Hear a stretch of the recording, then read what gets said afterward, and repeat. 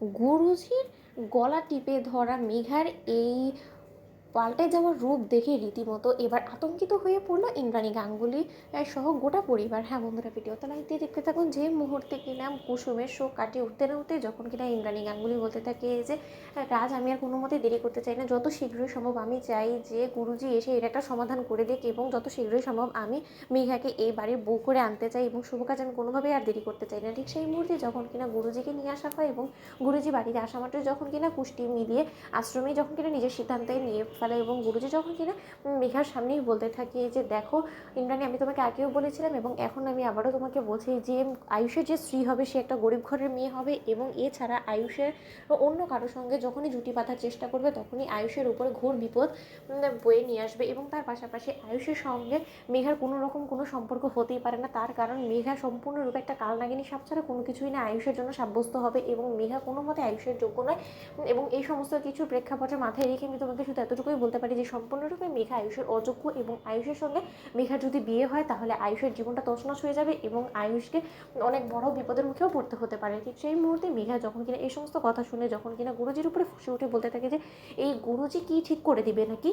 যে আমি কি করব না করব এবং আয়ুষের জীবনে আমি ঢুকবো কি ঢুকবো না এবং আয়ুষের সঙ্গে আমার চার হাত এক হবে কিনা, এবার দেখো গুরুজি তোমার কি হাল আমি করি। ঠিক সেই মুহূর্তে মেঘা যখন কিনা সমস্ত লোকেদের সামনে গুরুজির গলা টিপে ধরে এবং বলতে থাকে যে আজ তোকে বুড়ো আমি শেষ করে দেবো, তুই কি মনে করেছিস তোর এই মন গড়া এই আলাপ শুনে এই পরিবারের সমস্ত লোকেরা আমার বিরুদ্ধে চলে যাবে এবং তারা আমাকে ভুল বুঝে তারা রীতিমতো আমার এবং আয়ুষের চার হাত এক করবে না?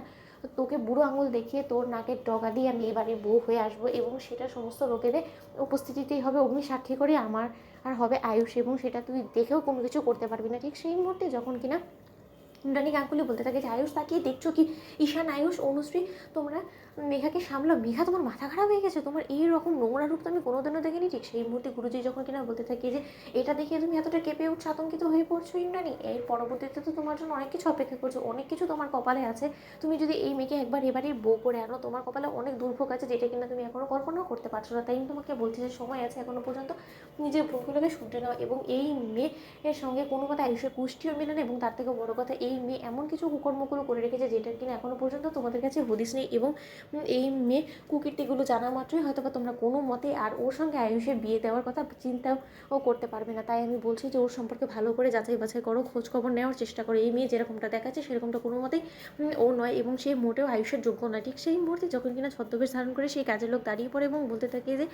একটু একটু করে এবার সমস্ত লোকেদের সামনে তোমার পর্দা ফাঁস হতে শুরু করে দিবে। মেঘা, এবার তুমি কি করে তোমার এই ভালো মানুষের পর্দাটা